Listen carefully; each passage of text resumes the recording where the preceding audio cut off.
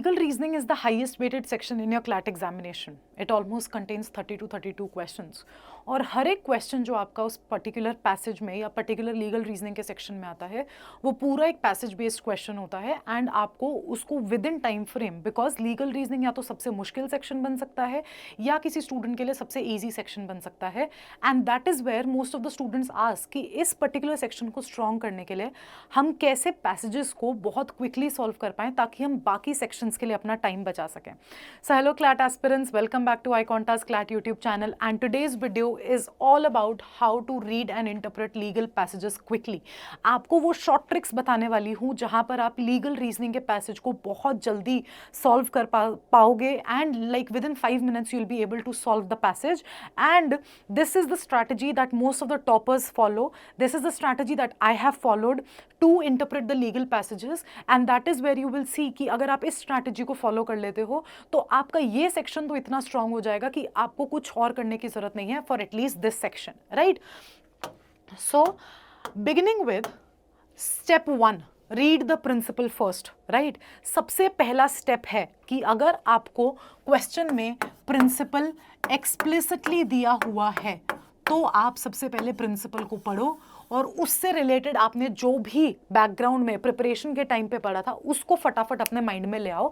That अगर vicarious liability के बारे में या न्यूसेंस के बारे में मैंने ये पढ़ा था, okay this is the facts and this is the certain things that I need to remember, right.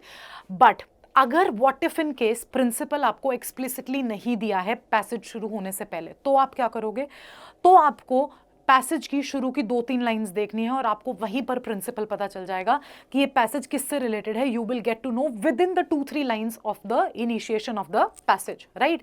Why? Because principle is the rule of the game. वही प्रिंसिपल आपको लगा के अपने क्वेश्चंस को सॉल्व करना है. You have to solve the questions, you have to solve the questions following that principle only. Without principle facts makes no sense. अगर आपको प्रिंसिपल ही नहीं समझ में आया तो आप फैक्ट्स को चाहे कितनी बार भी पढ़ लेना, आपको समझ ही नहीं आएगा कि उस क्वेश्चन को आपको सॉल्व कैसे करना है, right.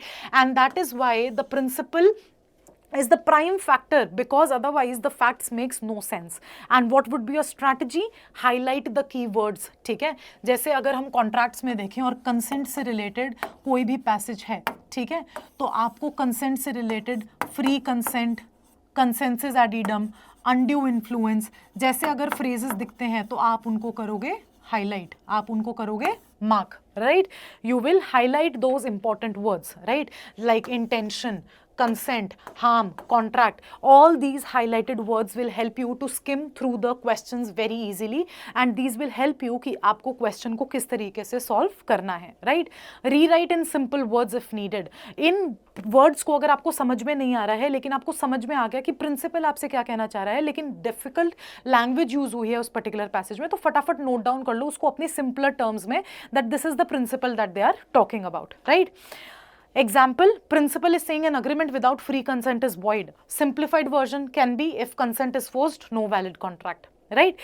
This can be the example of you how to simplify the principle if you're not understanding what the principle is saying. अपने terms में आप उसको जितना short करके लिखोगे, वो जो skim notes आपके बनते हैं side में, वो आपको बहुत help करते हैं एक legal passage को जल्दी solve करने में. Right? Then the step 2, skim the facts. Right? Don't read line by line. अब आप ये कहोगे फैक्ट्स को रीड लाइन बाय लाइन ना करें तो सबसे बड़ी प्रॉब्लम है ये तो, लेकिन वो क्यों बोल रही हूँ? Instead scan for who did what to whom, ठीक है.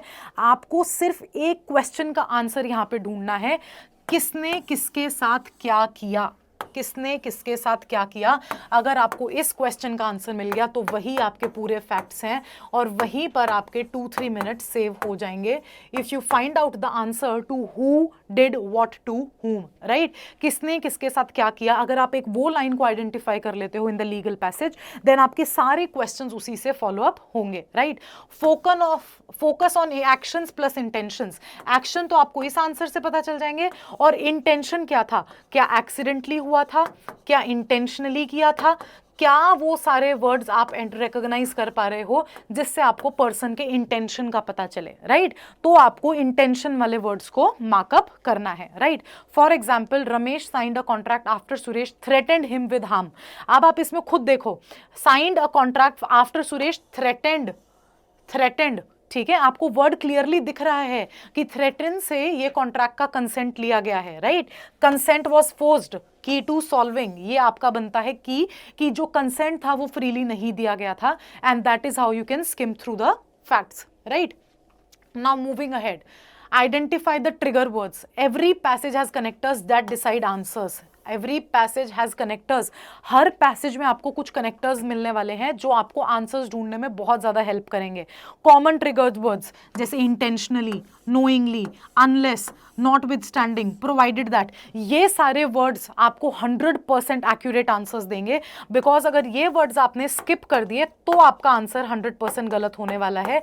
Once you make sure that these words are recognised by you, and how will you make them enter into your question, that will make your answer a accurate one, right. These flip the meaning of the principle of facts. ठीक है, ये पूरा flip कर देते हैं question को या फिर आपके प्रिंसिपल या फैक्ट्स को, क्योंकि इन क्वेश्चन से, इन वर्ड से पता चलता है कि इंटेंशनली कोई चीज हुई थी, नोइंगली हुई थी, अनइंटेंशनली हुई थी, एक्सीडेंटली हुई थी, कैसे हुई थी वो चीज, वो आपको ये वर्ड्स बताएंगे. And practise spotting them. कोई भी एक पैसेज उठाओ डेली बेसिस पे और इन ट्रिगर वर्ड्स को अंडरलाइन या स्पॉट करने की कोशिश किया करो. That is where you will understand कि आप इतनी जल्दी इन वर्ड्स को स्पॉट कर पाओगे कि आपका पैसेज का आधा टाइम इन वर्ड्स को स्पॉट करने में से सेव हो जाएगा if you have the practice before hand. Read the questions. अब आती है क्वेश्चंस पढ़ने की बारी. फैक्ट्स को अभी भी हमने पूरा नहीं पढ़ा है, अभी हम पहले क्वेश्चंस पढ़ेंगे. और जब हमें पता चल जाएगा ऑलरेडी कि yes this is the thing, जिस तरीके से आपको क्वेश्चन को किस तरीके से फैक्ट्स में ढूंढना है वो आप पहले ही क्वेश्चन को पढ़ लोगे. Because once you know the principle and facts, question becomes easy. आपने जैसे ही क्वेश्चन को पढ़ा, आपको पता है किसने किसके साथ क्या किया है, आपको ट्रिगर वर्ड्स पता है, आप फटाक से उस लाइन पे जाओगे, आप वो ट्रिगर वर्ड्स को ढूंढोगे, आप क्वेश्चन को पढ़ोगे और आप उसको मार्क कर दोगे. इंटेंशनली हुआ था तो लायबिलिटी बनेगी, इंटेंशनली नहीं हुआ तो लायबिलिटी नहीं बनेगी. And that is how. Look for whether it's asking, liability पूछ रहा है, वैलिडिटी पूछ रहा है, राइट्स पूछ रहा है, राइट. ठीक है, कि क्या एक्स गिल्टी है, is the contract valid, does Y have a right, right. For example, can Ramesh avoid the contract, apply principle forced consent, जो उसी को एग्जाम्पल को लेके चल रहे हैं. ठीक है, because consent was forced, yes, no, because the consent was forced. तो कॉन्ट्रैक्ट एक वैलिड कॉन्ट्रैक्ट नहीं है, तो क्या वो अवॉइड कर सकता है? Yes, right. So that is where I tell you कि अगर आपने प्रिंसिपल फैक्ट्स को within 1-2 minutes skim through कर लिया तो आप क्वेश्चंस को 3 से 4 मिनट में सॉल्व कर पाओगे. And that is how you can solve the legal passage in just 5 minutes, right. Mini passage example. Mini passage एक आपको दिखाती हूं यहां पर, कैसे आप ट्रिगर वर्ड्स को स्पॉट कर सकते हो, कैसे आप उन वर्ड्स को स्पॉट कर सकते हो जो आपको बहुत हेल्प करेंगे क्वेश्चन को सॉल्व करने में. Defamation is the publication of a false statement harming a person's reputation. A wrote on Instagram that B cheats customers though A knew it was false. A publication of a false statement, ये हमारा trigger word है यहाँ पर कि गलत statement होनी चाहिए. दो A knew it was false, false यहाँ पर फिर से हमारा सिमिलर वर्ड यूज हो रहा है प्रिंसिपल और फैक्ट्स में. Is a guilty of defamation, publication है क्योंकि इंस्टाग्राम पे हुआ है, फॉल्स स्टेटमेंट है, यस. क्या वो बी की रेप्यूटेशन को हार्म कर रहा है? Yes, because the false statement plus publication plus harm is equal to defamation. आप विद इन सेकेंड्स देख पाओगे कि क्या डेफमेशन हुआ है या नहीं हुआ है, एंड विद इन सेकेंड्स आप स्पॉट कर पाओगे कि आपको किस तरीके से उस पर्टिकुलर क्वेश्चन को मूव अहेड करना है, right. Common mistakes to avoid, आपको क्या मिस्टेक्स अवॉइड करनी है while you move ahead in solving your legal reasoning passage. Reading facts in detail before principle. पहले फैक्ट्स को नहीं पढ़ना है. अगर आपने प्रिंसिपल आइडेंटिफाई कर लिया है तो फिर फैक्ट्स को आपको सिर्फ स्किम थ्रू करना है. बिकॉज फैक्ट्स पे अगर आप ज्यादा टाइम लगा दोगे तो वो कोई सेंस नहीं बनता. फैक्ट्स आपको ज्यादा कुछ नहीं बताएंगे, फैक्ट्स आपको ज्यादा कुछ नहीं बताने वाले हैं. Adding outside legal knowledge. अब आपको प्रिंसिपल में तो बोला है दैट बाइगैमी, जो मैं हर बार एग्जांपल देती हूँ, एक बार हुआ था ये कि क्वेश्चन में बोला था बाइगैमी इज लीगल. ठीक है, बाइगैमी इज लीगल, लेकिन पैसेज के टाइम पे स्टूडेंट्स ने अपनी आउटसाइड नॉलेज लगा के कि हमें तो पता है बाइगैमी इलीगल होती है हिंदू लॉ में, तो उन्होंने उसी तरीके से क्वेश्चन को सॉल्व किया and that is where their questions were wrong in that particular passage. तो आपको कोई भी आउटसाइड नॉलेज नहीं लगानी है, जो फैक्ट में बोला हुआ है, जो प्रिंसिपल में बोला हुआ है, आप वही नॉलेज लगाओगे। इग्नोरिंग एक्सेप्शंस लाइक अनलेस और ओनली इफ, आप सारे ये जो ट्रिगर वर्ड्स है अगर आप इनको इग्नोर कर रहे हो तो आप सबसे बड़ी गलती कर रहे हो। अनलेस, ओनली इफ, ये व्हाट इफ, ये सारे वर्ड्स आपको स्पॉट करने हैं ताकि आपको एक्सेप्शंस का पता चले कि किस केस में, इस पर्टिकुलर केस में लाइबिलिटी नहीं बनेगी। जैसे एक्ट ऑफ गॉड होता है, ठीक है, तो उन सारे केसेस में आपको वो लाइबिलिटीज को और वो सारे एक्सेप्शंस को इग्नोर नहीं करना है। स्पेंडिंग टू मच टाइम री रीडिंग, बार बार री रीड नहीं करो, आपको एक बार ही समझ में आ गया, you will be able to solve the passage. हाँ, अगर कोई डिफिकल्ट पैसेज है तो आप उसको री रीड कर सकते हो, लेकिन आपको री रीड में अपना टाइम वेस्ट नहीं करना है, right?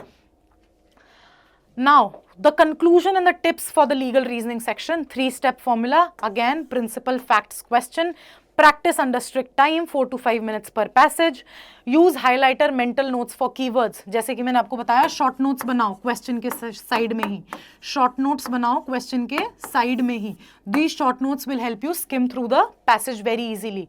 Call to action, try this technique in your next mock test and comment your score improvement, ठीक है? आप अगर इस स्ट्रैटेजी को फॉलो करते हो अपने नेक्स्ट स्कोर में, आई गारंटी यू कि आपका लीगल का स्कोर 5-6 मार्क्स से 100% बढ़ने वाला है। And that is what my motive is to create this one particular video for you, because बहुत सारे स्टूडेंट्स को कंफ्यूजन है कि हम लीगल पैसेज को इंटरप्रेट कैसे कर सकते हैं, हम लीगल पैसेज को स्किम थ्रू कैसे कर सकते हैं, and that is where this video and this technique is gonna help you out. Till then, if you have any problem in the legal reasoning section or anything for CLAT in general, do let us know in the comment section.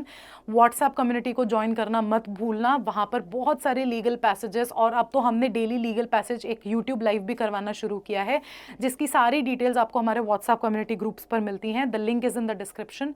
All the best for your preparation and I'll see you in the next one.